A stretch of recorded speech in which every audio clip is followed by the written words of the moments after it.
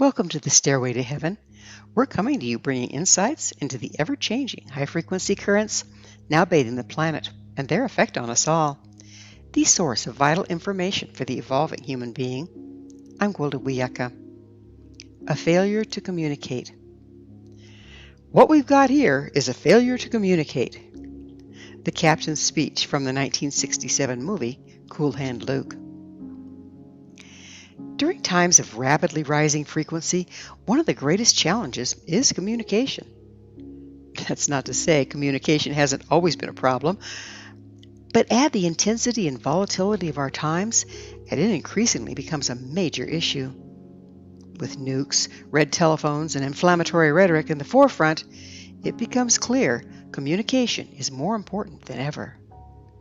Yet it often seems we're so far from being on the same page as to be in entirely separate books written in different languages.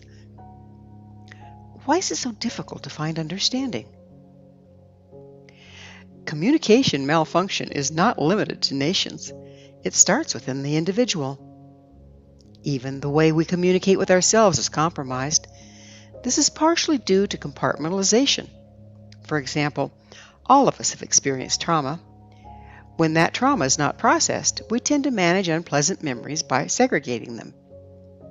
To function in our daily lives, unprocessed traumatic experiences are neurologically sectioned off from the rest of the data, so we're not continually immersed in the memories and overwhelmed by distress. In and of itself, this is not so problematic. However, the trauma may be tucked away in a handy-dandy neurological closet, but it's there nonetheless. Past traumatic events are often triggered by similar ones appearing in the present. This can bring up unpleasant memories that are then superimposed onto the current circumstance. Because we've compartmentalized rather than processed the experience, it comes up when triggered, and we're thrown out of the present and into a compartment containing our history. We respond to whatever triggered the memory as if it were the experience from our past rather than the reality of the current event. So what does this look like? As an example, let's say Jane's former husband had an affair with his blonde secretary. When Jane approached him about how much time he was spending with the other woman, he denied it. He denied it was anything beyond professional. Jane believed him, only to have him come to her months later and demand a divorce so he could marry the other woman. Naturally, Jane's trust was broken, and she was devastated. Eventually, Jane recovered enough to remarry. Her new husband was a loving, faithful man, but every time he spoke to a blonde, Jane would fly into a jealous rage and accuse him of cheating. There was nothing her new husband could say or do that would convince Jane he was not having an affair. In this example, at the sight of her husband speaking to a blonde grocery clerk, Jane would be triggered into the past, and she'd go into the neurological compartment of her former marriage and respond from there. Her current husband could not make her see the truth of the present circumstance, as she was entrenched in and operating from the past reality. Another factor contributing to miscommunication is pre-established templates. For example, we tend to develop templates of understanding based on past experience. Sometimes this works in our favor. If we've touched a hot stove as a child and been burned, we develop a template based on that experience. Templates allow us to immediately respond rather than take time to access and process the memory of a past event. When seeing a lit burner due to the template formed during the last encounter, we immediately know it'll burn us rather than having to try it out again. Other times, we unconsciously operate from our templates rather than taking time to evaluate them to see if they're a match for the present circumstance. This is what phobias are made of. Husband: let's take the kids to the park. It'll be a nice outing for them. Wife: no, parks are dangerous. Husband: why? Wife: you get hurt there. End of story, and the fight begins.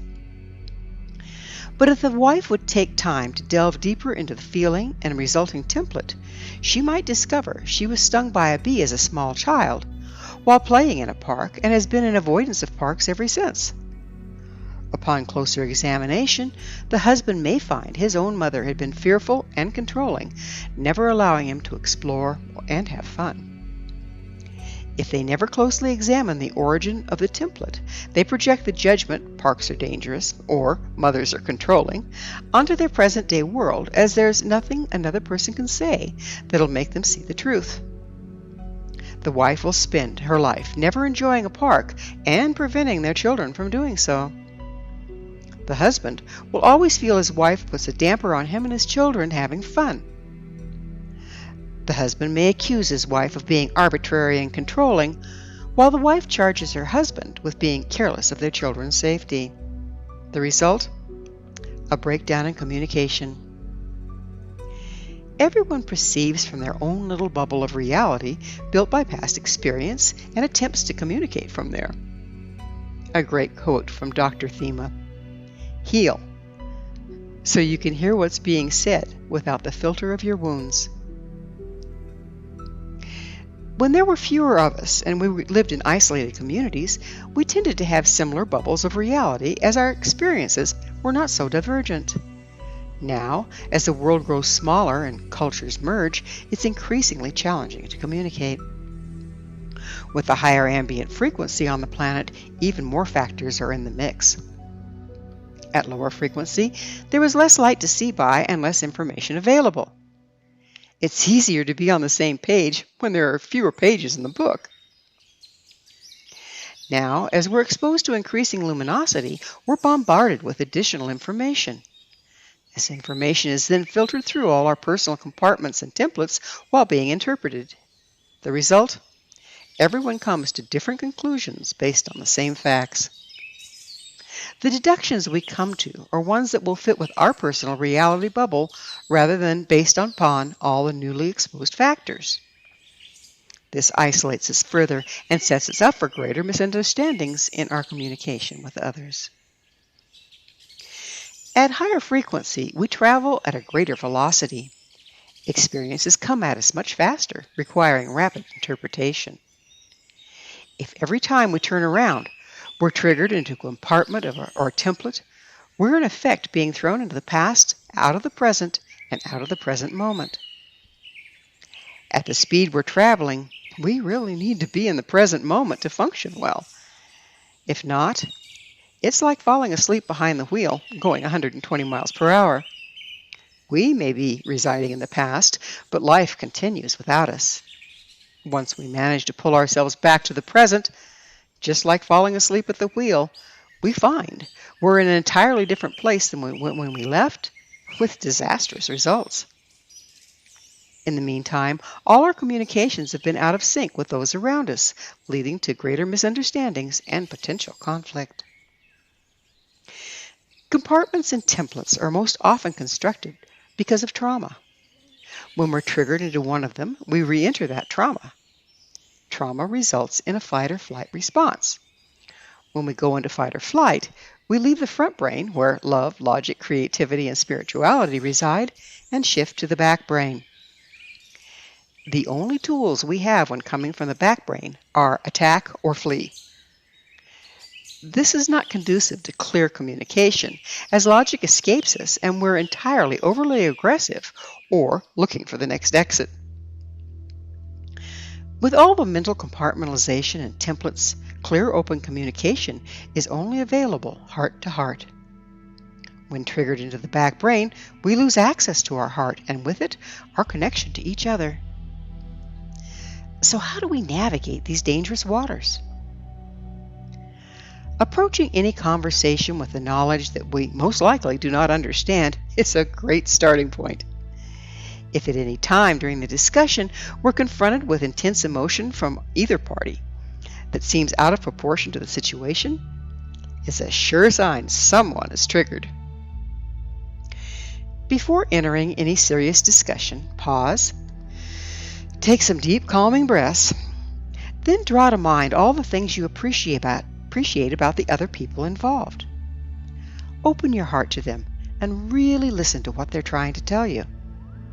Bear in mind, they're dealing with the same challenge as you are and will probably slip into a template or a compartment without notice. After all, we can't be expected to recognize and navigate around every one of another person's triggers. If the other person does become triggered and start coming from the back brain, don't react and don't take it personally. I understand it's difficult to remain open-hearted in the face of someone projecting their past damage on you. Remember, it's not about you. In the absence of other underlying problems, they really don't want to hurt you. Unless the other person is mentally ill and prone to violence, the only thing that can hurt you is if you also become triggered into your pain body. Ground, hold steady, keep your heart open. Stand back while they spin out and take note of all the places you're tempted to do the same. Each of these places are your personal triggers. Journal them as soon as you get a chance and closely examine each one for its origin. By taking advantage of conflict and being mindful, you can process and dismantle your own compartments and templates. The more you do this, the easier it becomes to remain present and heart-centered during misunderstandings. The surest way to stop conflict in its tracks is for one or more person to remain in the present moment and in their heart. The way to ensure things escalate out of control is to allow yourself to become triggered into the past right along with the other person. When you allow this to happen, they become your past villain and you theirs. Both parties' unprocessed rage and fear is brought into the mix, and the war begins in earnest. When triggered into past events, it's almost impossible to hear what's really being said. Old tapes are playing so loudly in your head, accompanied by the corresponding overwhelming emotions, it's difficult to see or hear beyond them. The only way to navigate out of past trauma is when you find yourself becoming upset. Tell yourself that no matter what it looks like, it's probably not the truth of the situation at hand. Stop. Focus on your breath. Be still. Find and hold your love for yourself and the other person. Once you've found your calm center, indicate that you're not sure you understand and ask for clarification. If the other person is triggered and projecting onto you, remain calm. Hold compassion for them as they're in their past and have all become small children in the throes of intense trauma. There needs to be an adult present. Become that adult without being condescending. After all, none of us has arrived. Sometimes we're the adult, and other times we're the traumatized child in need of unfoldment and understanding.